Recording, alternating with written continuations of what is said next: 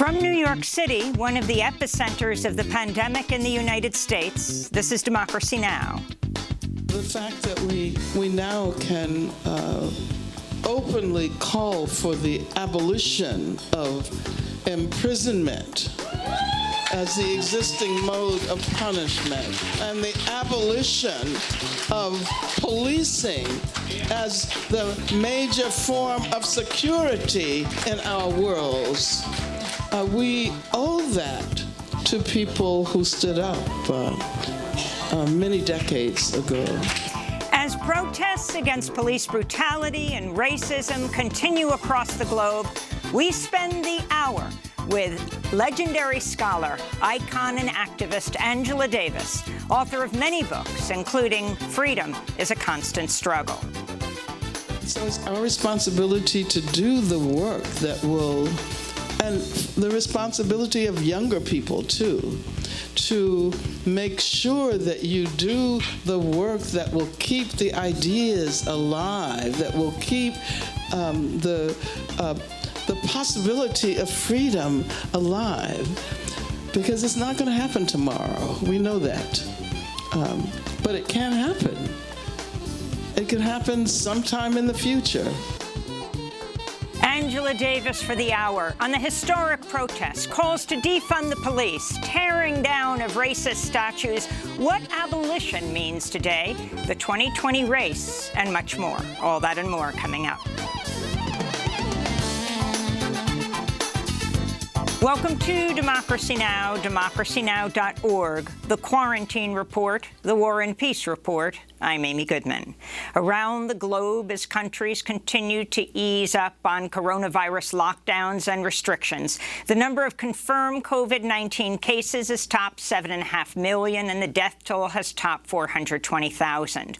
Coronavirus cases continue to surge in India, with nearly 300,000 confirmed coronavirus cases. India has surpassed Britain as the world's fourth most affected country. India is now behind only the United States, Brazil, and Russia. Public health authorities in India could soon run out of hospital beds. Confirmed coronavirus cases in Latin America have topped 1.5 million. In Brazil, critics of far-right President Jair Bolsonaro's disastrous handling of the COVID-19 pandemic dug 100 graves and placed black crosses in the sand of Rio de Janeiro's Copacabana beach in a tribute to the more than 40,000 Brazilians who've died of the coronavirus. Brazil has become an epicenter of the pandemic in the global south, with over 802,000 confirmed cases, the world's worst-hit country after the United States. In Guatemala, as confirmed coronavirus cases top 8,500 and over 300 people have died, medical staff warn hospitals are on the brink of collapse. This comes as morgues are also reportedly overflowing. This is Marco Antonio Barrientos, director of one of Guatemala City's hospitals, speaking to reporters Thursday. The hospital is reaching its limit. We've definitely reached the peak of the situation. We are overflowing with patients. The medical staff is struggling with everything. They are tired. They are exhausted. Here in the United States, the coronavirus death toll is approaching 114,000, but that's widely viewed to be a vast undercount.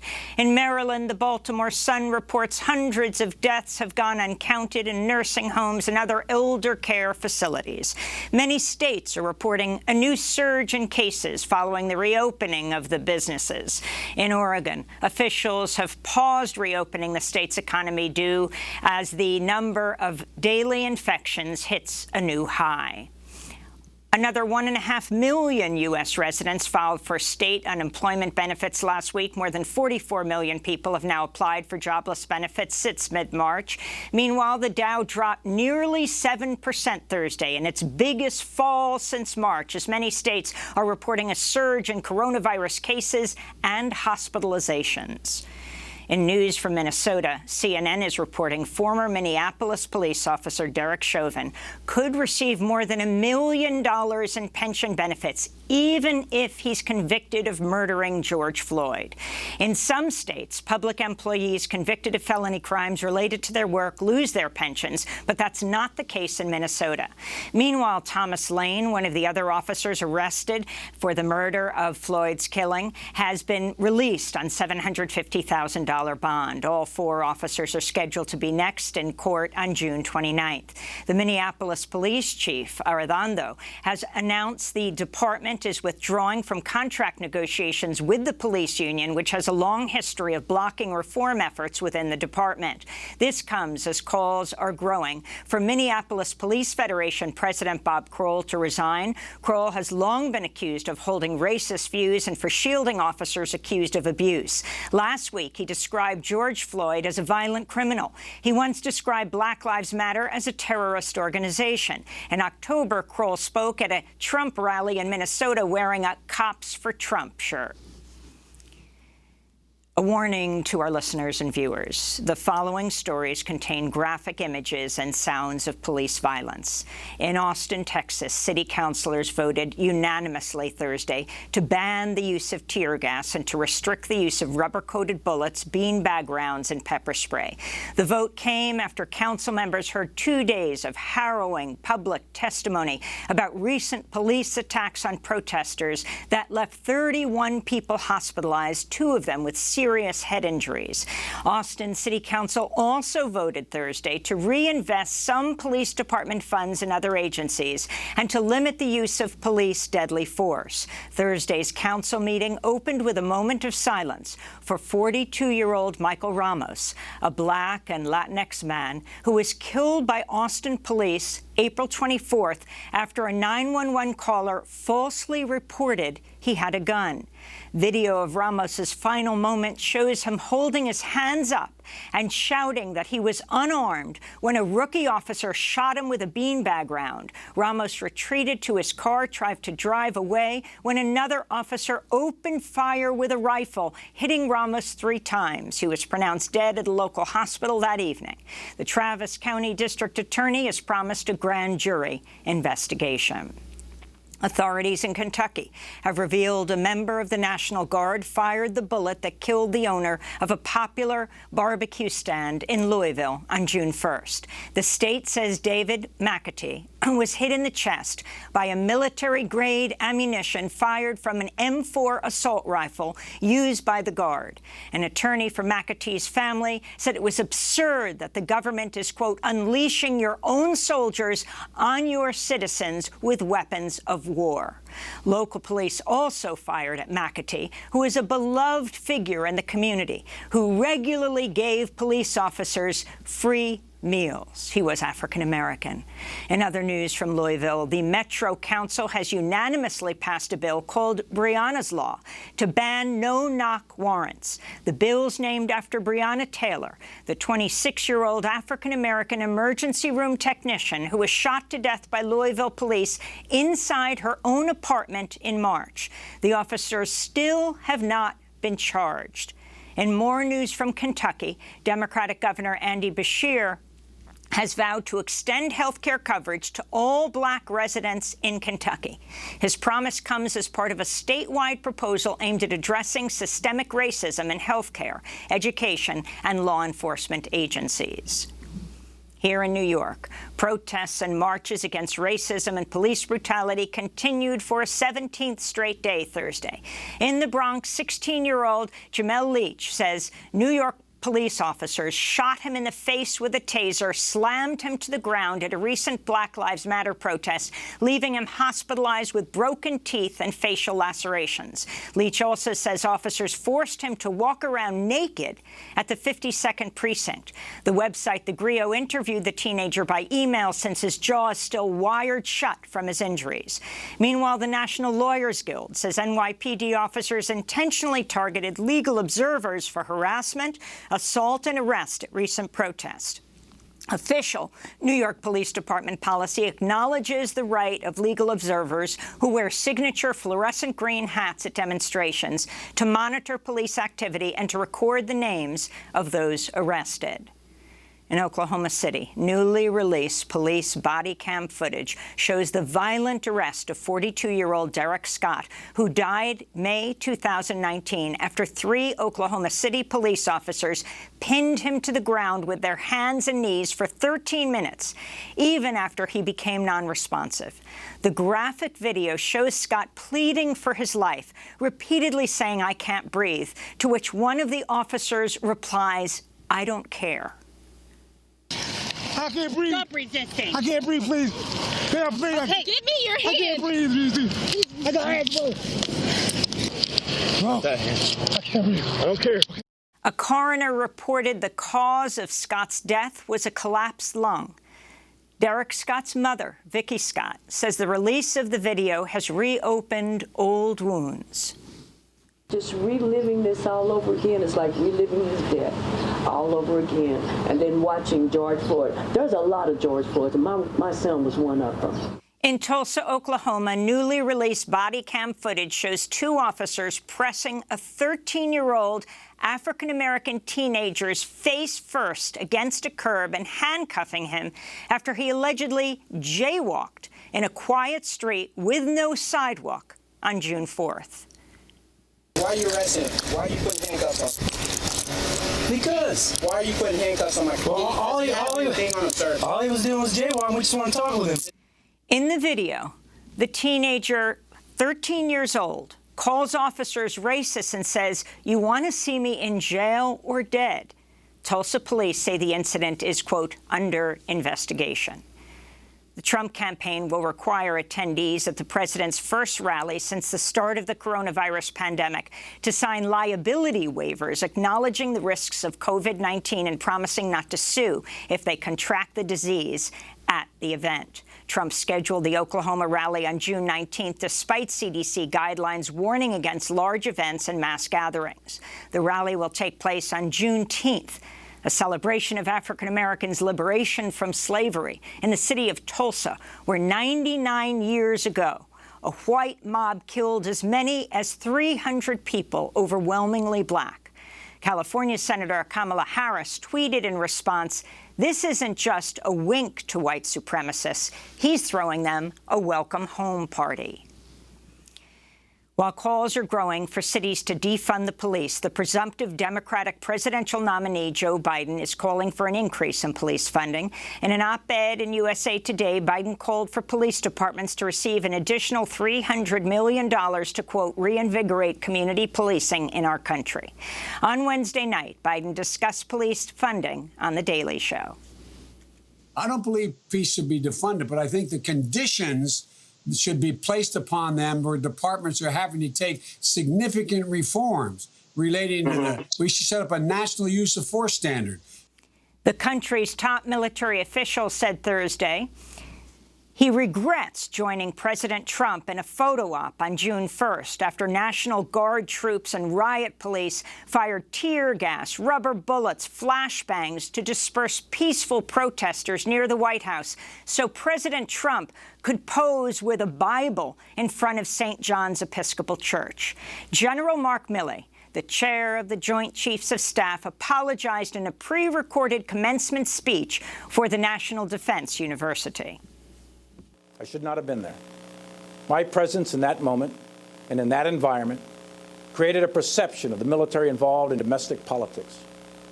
As a commissioned uniformed officer, it was a mistake that I have learned from. Video surveillance has been released showing as many as 13 Chicago police officers broke into Congressman Bobby Rush's campaign office on May 31st, his district office. In the video, the officers can be seen making popcorn and coffee and taking naps.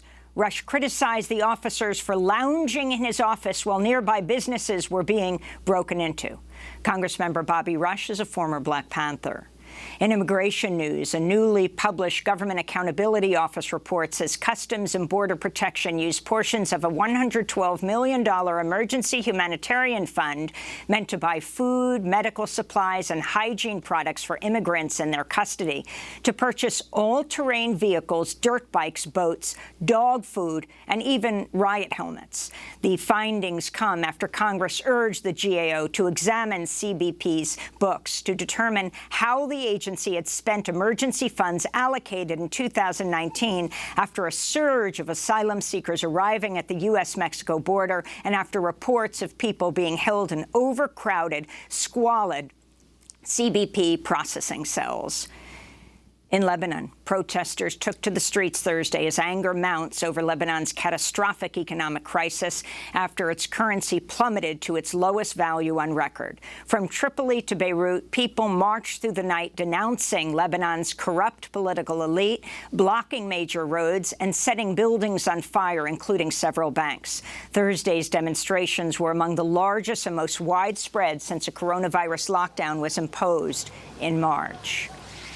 The Trump administration announced sanctions Thursday against investigators with the International Criminal Court amidst reports the ICC has evidence of rape, torture, and other war crimes committed by American forces in Afghanistan.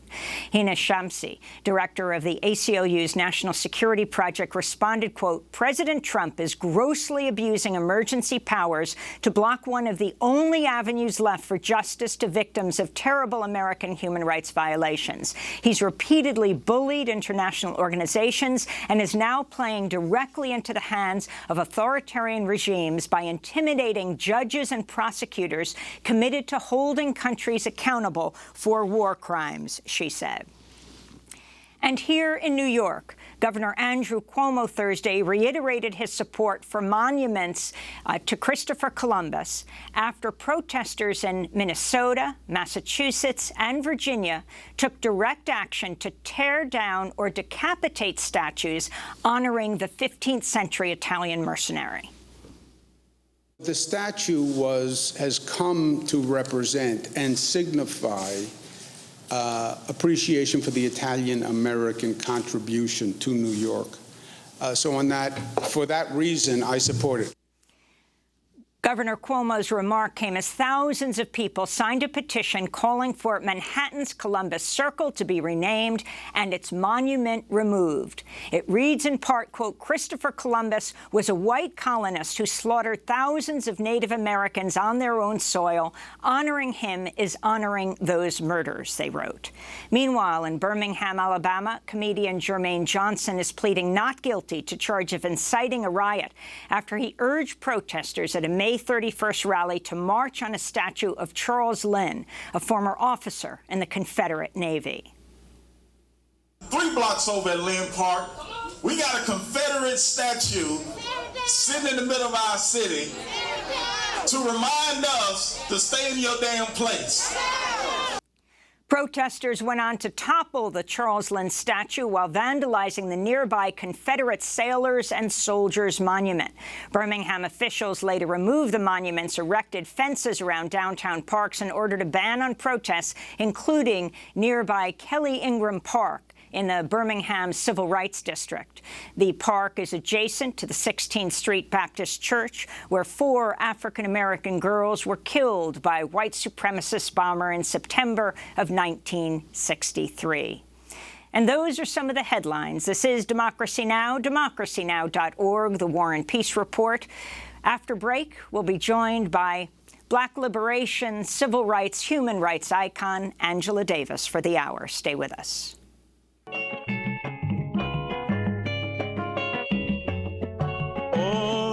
Serei tambor no coração do imbondeiro para transportar até vós num batuque doido, arrepiante e alegre.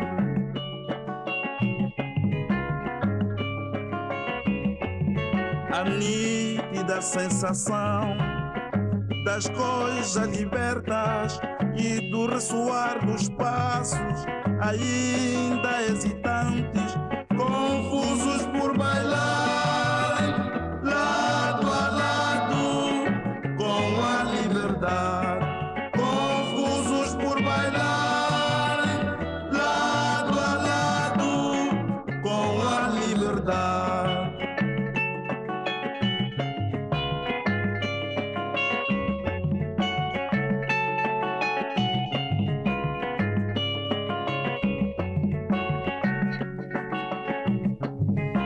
Guide to the Liberation of Africa by Carlos Lamartine. This is Democracy Now!, DemocracyNow.org, the War and Peace Report, the Quarantine Report. I'm Amy Goodman.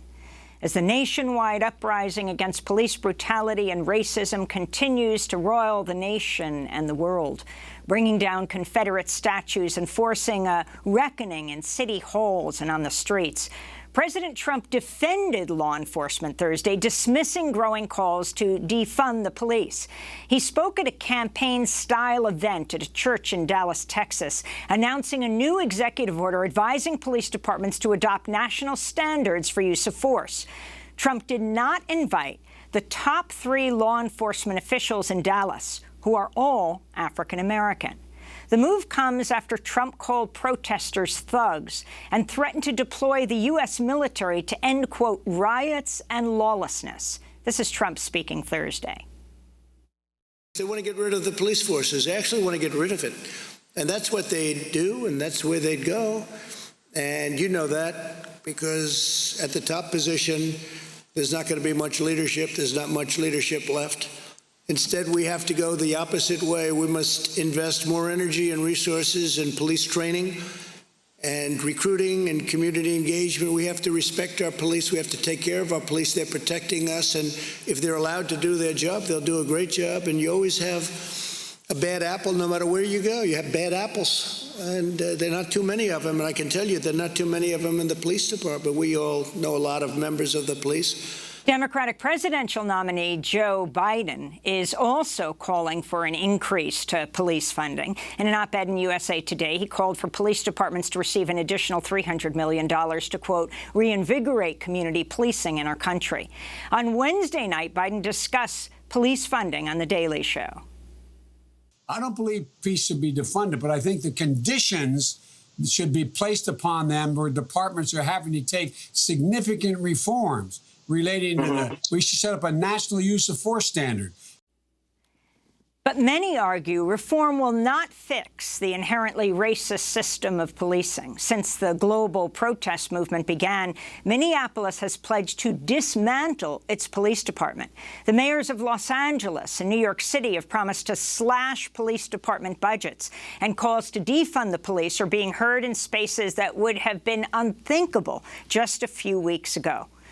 Well, for more on this historic moment, we are spending the hour with the legendary activist and scholar Angela Davis, Professor Emerita at the University of California, Santa Cruz. For half a century, Angela Davis has been one of the most influential activists and intellectuals in the United States, an icon of the Black liberation movement. Angela Davis's work around issues of gender, race, class, and prisons has influenced critical thought and social movements across several generations.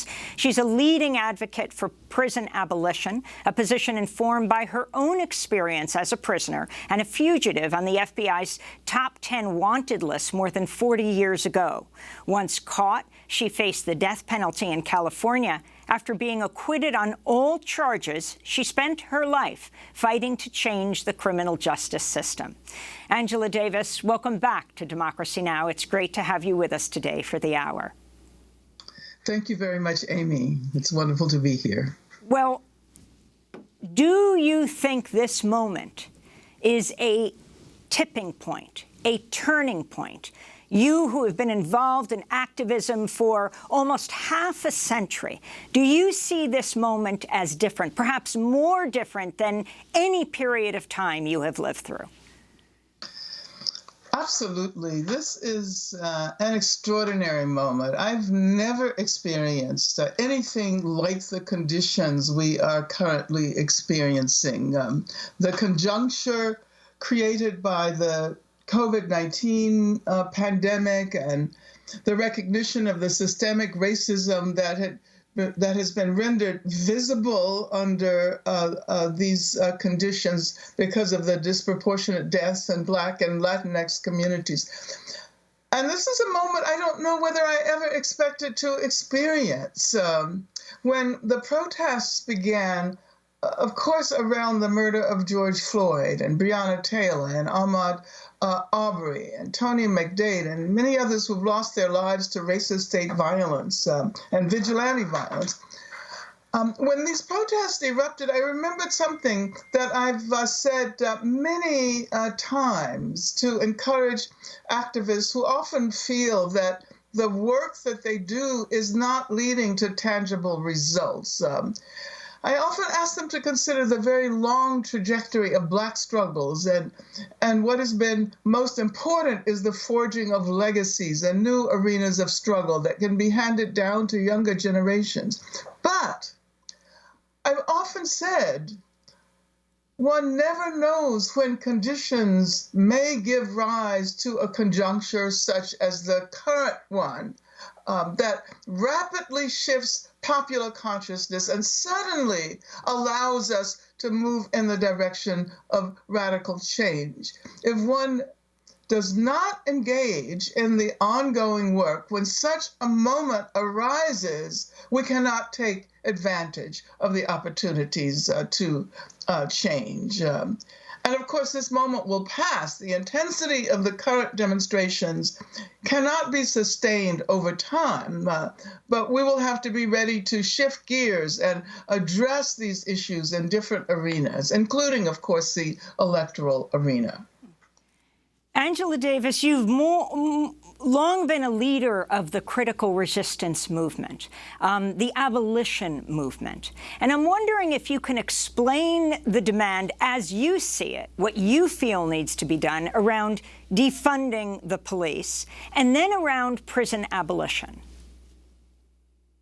Well, the call to defund the police is, I think, an abolitionist demand.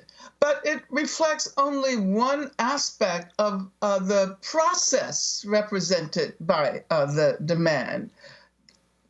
Defunding the police is not simply about withdrawing funding for law enforcement and doing nothing else. And it appears as if this is the rather superficial understanding that has caused Biden to move in the direction he's moving in. It's about shifting public funds to new services and new institutions, mental health counselors who can respond to people who are in crisis without arms. It's about shifting funding to education, to housing, to recreation. All of these things help to create security and safety. It's about learning that safety, safeguarded by violence, is not really safety. And I would say that abolition is not primarily a negative strategy. It's not primarily about dismantling, getting rid of, but it's about re-envisioning. It's about building anew.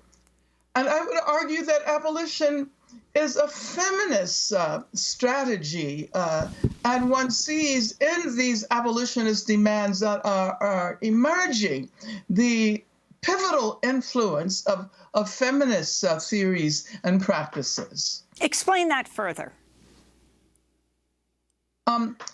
Well, I want us to see feminism not only as addressing issues of gender, but rather as a methodological approach of understanding the intersectionality of struggles and issues.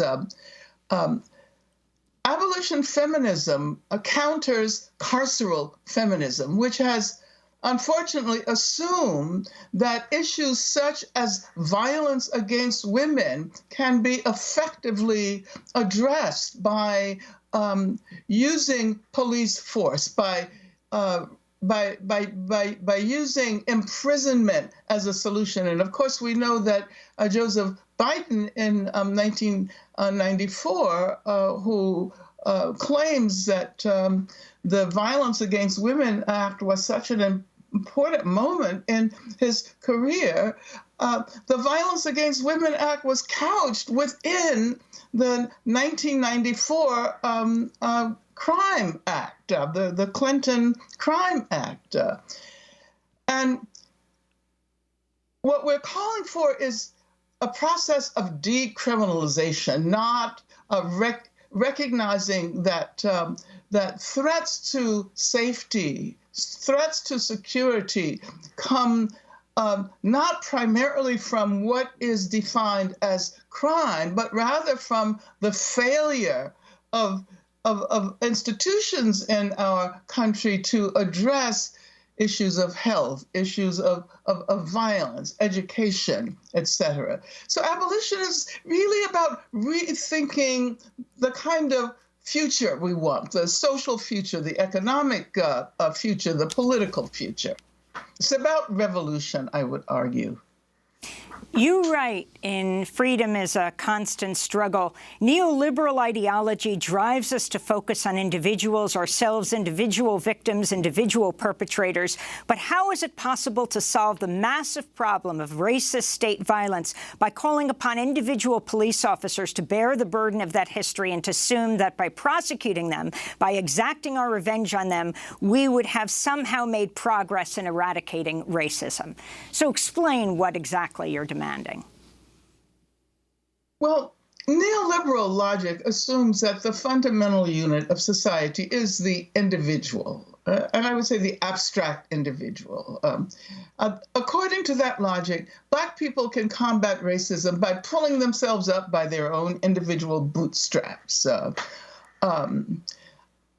That logic recognizes, or fails rather, to recognize that there are institutional barriers that cannot be brought down by individual determination. If a Black person is materially unable to attend the university, the solution is not affirmative action, they argue, but rather the person simply needs to work harder, get good grades, and do what is necessary in order to acquire the funds to pay for tuition. Neoliberal logic deters us from thinking about the simpler solution, which is free education.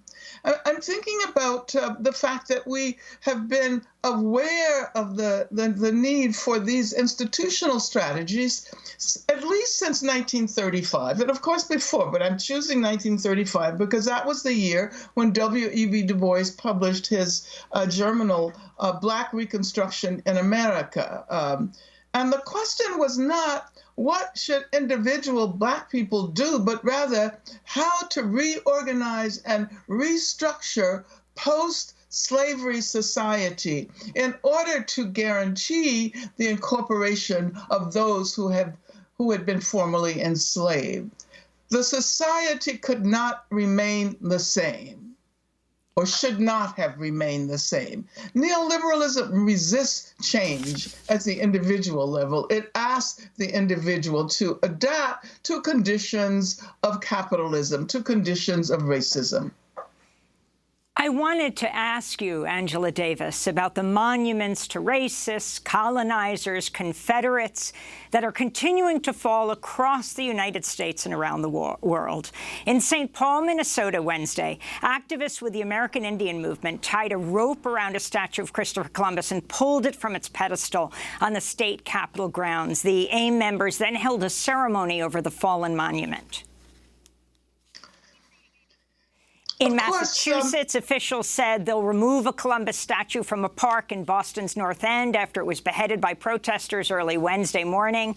In Richmond, Virginia, protesters toppled a statue of Confederate President Jefferson Davis from Monument Avenue Wednesday night. In the nearby city of Portsmouth, protesters used sledgehammers to destroy a monument to Confederate soldiers.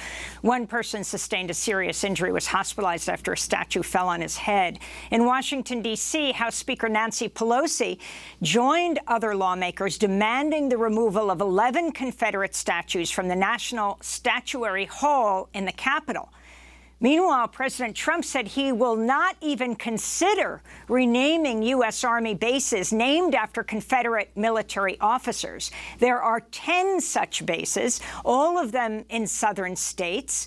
Trump tweeted Wednesday, "These monumental and very powerful bases have become part of a great American heritage and a history of winning, victory, and freedom," unquote. Trump's tweet contradicted Defense Secretary Mark Esper and Joint Chiefs of Staff Chair General Mark Milley, who suggested they're open to discussion about renaming the bases. And a Republican committee in the Senate just voted to rename these bases like Benning and Bragg and Hood that are named for Confederate leaders. Meanwhile, in your hometown of Birmingham, Alabama, Angela, comedian Jermaine Johnson's pleading not guilty to charge of inciting a riot after he urged protesters at a May 31st rally to march on a statue of Charles Lynn, a former officer in the Confederate Navy. Did you think you would ever see this? You think about Bree Newsom after the horror at Mother Emanuel Church in Charleston, South Carolina, who shimmied up that flagpole on the grounds of the South Carolina legislature and took down the Confederate flag, and they put it right on back up. What about what we're seeing today? Well, of course, Bree Newsom was a wonderful pioneer, and I think it's important to link this trend to the campaign in South Africa, Rhodes Must Fall.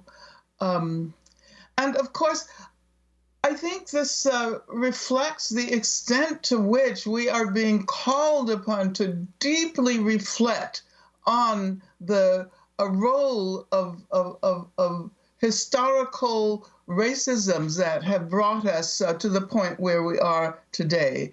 Racism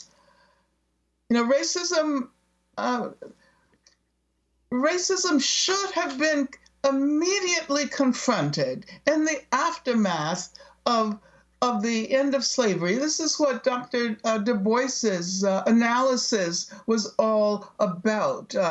Not so much in terms of, well, what are we going to do about these poor people who have been enslaved so many generations, but rather, how can we reorganize our society in order to guarantee the incorporation of previously enslaved people? Now, the attention is being turned towards the symbols of slavery, the symbols of colonialism, and of course, any campaigns against racism in this country have to address in the very first place the conditions of indigenous people. I think it's important that we're seeing these demonstrations, but I think at the same time we have to recognize that we cannot simply get rid of the history. We have to recognize the devastatingly negative role that history has played in charting the trajectory of the United States of America. And so I think that these assaults on statues represent an attempt to begin to think through what we have to do to bring down institutions and re-envision them, reorganize them, create new institutions that can attend to the needs of all people. And what do you think should be done with statues, for example, to, slave-holding founding fathers like George Washington and Thomas Jefferson? Well, museums can play an important educational role.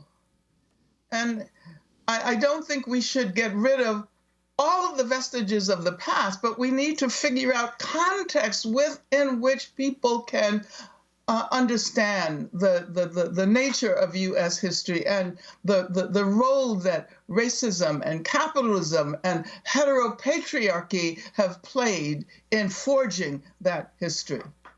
Can you talk about racism and capitalism? You often write and speak about how they are intimately connected and talk about a world that you envision.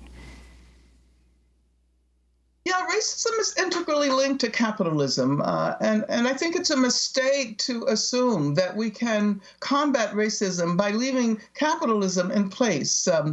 As Cedric Robinson pointed out in his book, Black Marxism, capitalism is racial capitalism.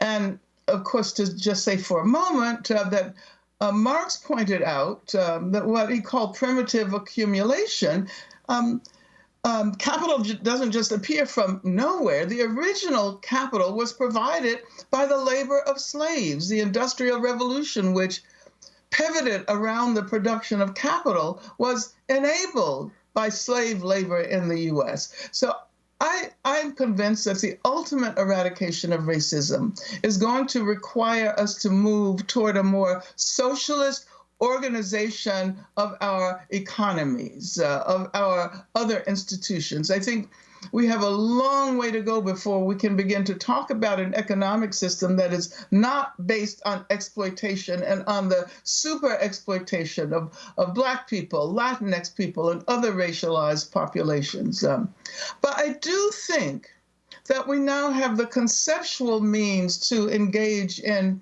discussions, popular discussions about capitalism. Occupy gave us new language. The notion of the prison industrial complex requires us to understand the globalization of capitalism. Anti-capitalist consciousness helps us to understand the predicament of immigrants who are barred from the U.S. by the wall that has been created by the current occupant. These conditions have been created by global capitalism. And I think this is a period during which we need to begin that process of popular education, which will allow people to understand the interconnections of racism, heteropatriarchy, capitalism. Angela, do you think we need a Truth and Reconciliation Commission here in this country? Well, that might be, one way to begin, but I know we're going to need a lot more than truth and reconciliation, but certainly we need truth. I'm not sure how soon reconciliation is going to emerge, but I think that the whole notion of truth and reconciliation allows us to think differently about the criminal legal system. It allows us to imagine a form of justice that is not based on revenge, a form of justice that is not retributive.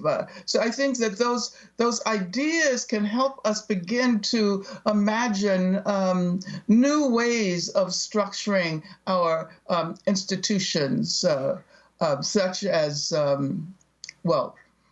not structuring the prison, because the whole point is that we have to abolish that institution in order to begin to envision new ways of addressing the conditions that lead to mass incarceration, that lead to such horrendous tragedies as the murder of George Floyd.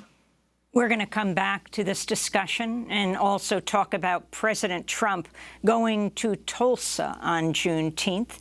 We're speaking with Angela Davis, the world-renowned abolitionist, author, activist, and professor emerita at University of California, Santa Cruz, author of many books, including Freedom is a Constant Struggle. Stay with us.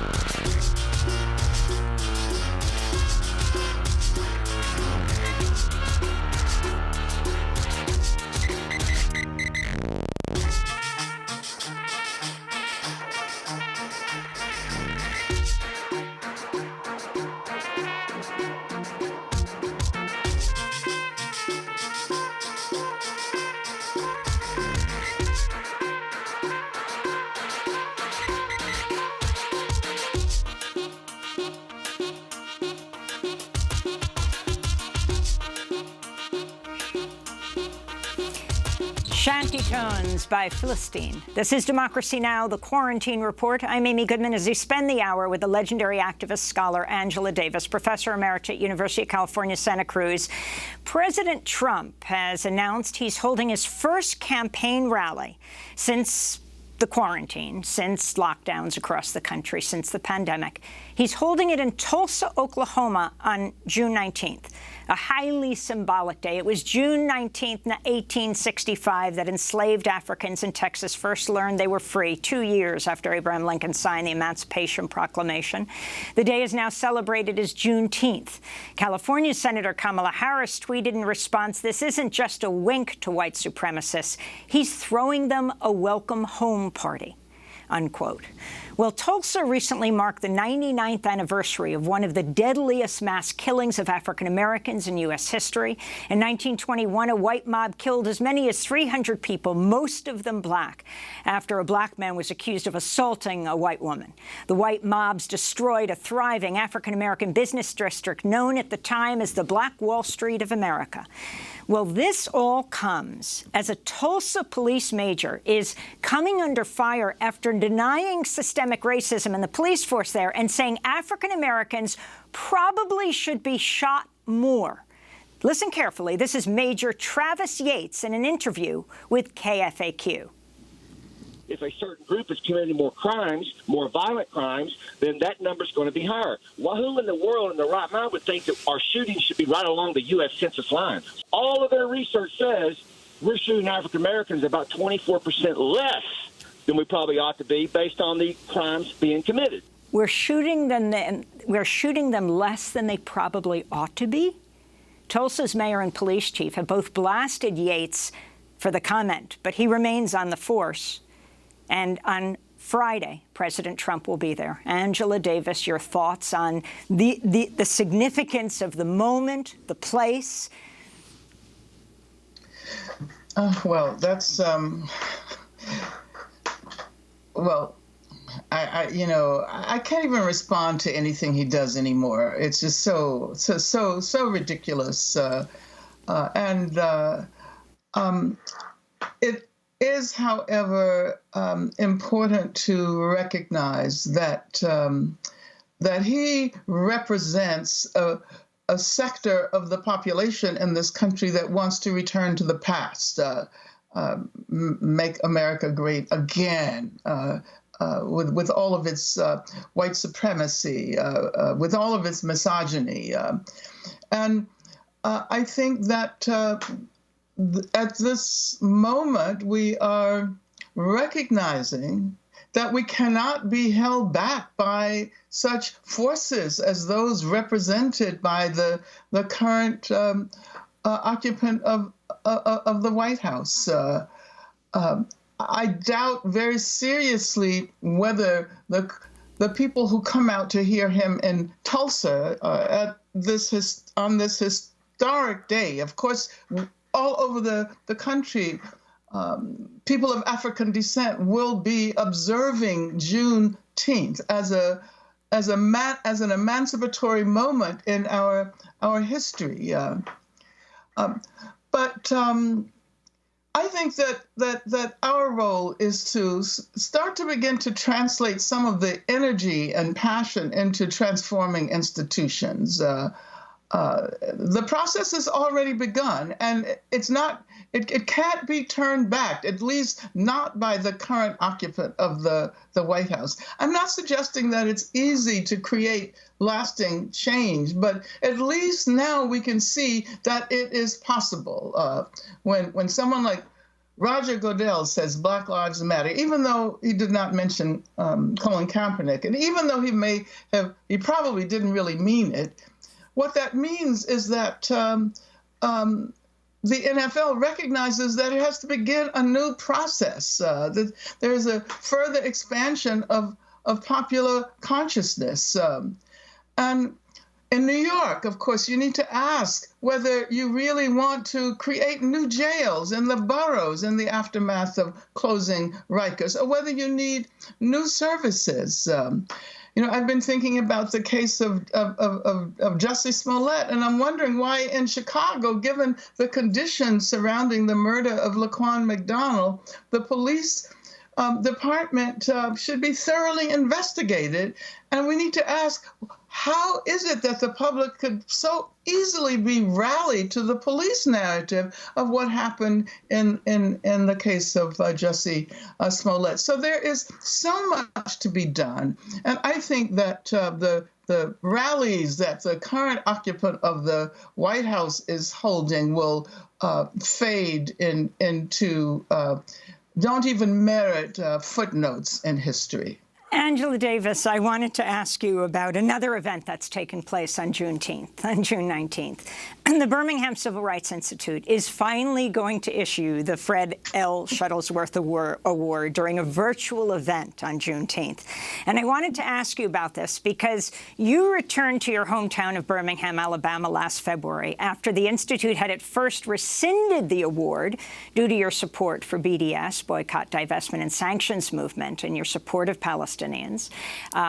After outcry, the Institute reversed its decision. More than 3,000 people gathered to see you talk at an alternative event to honor you, which was hosted by the Birmingham Committee for Truth and Reconciliation. This is a clip of your comments that day. It became clear to me that this might actually be a teachable moment. Yes.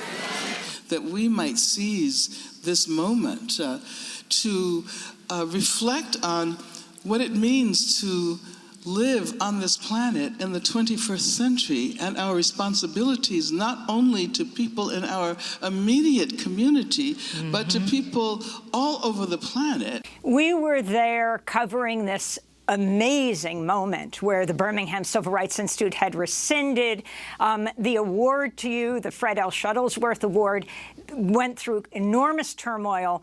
The mayor of Birmingham, so many people across the spectrum criticized them for it. But then this process happened, and you are going to be awarded this. Can you talk about the significance of this moment and what you plan to say on Juneteenth, the day that President Trump will be in Tulsa? Well, thank you for reminding me that these two events are happening on the same day. And of course, that was, I think, the last time I actually saw you in person, Amy, in Birmingham. A lot has happened over the last period, including within the context of the Birmingham Civil Rights Institute.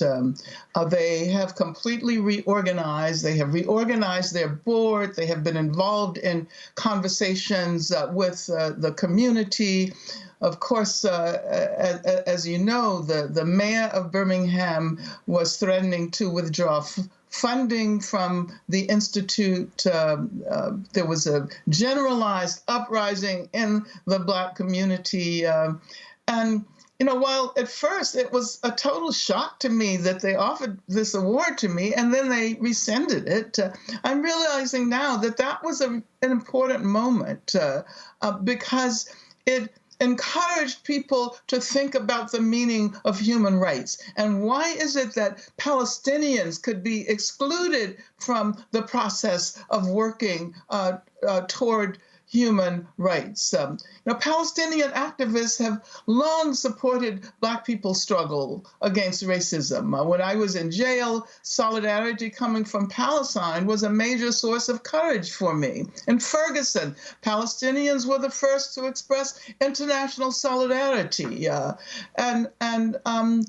There has been this very important connection between the two struggles for many decades, so that I'm going to be really happy to receive the award, which now represents a rethinking of the rather backward position that the Institute assumed that Palestinians could be excluded from the circle of those working toward a future of justice, equality, and human rights. Speaking about what's going on in the West Bank right now and about the whole issue of international solidarity, the global response to the killing of George Floyd, in the occupied West Bank, protesters denounced Floyd's murder and the recent killing of Iyad El-Halak,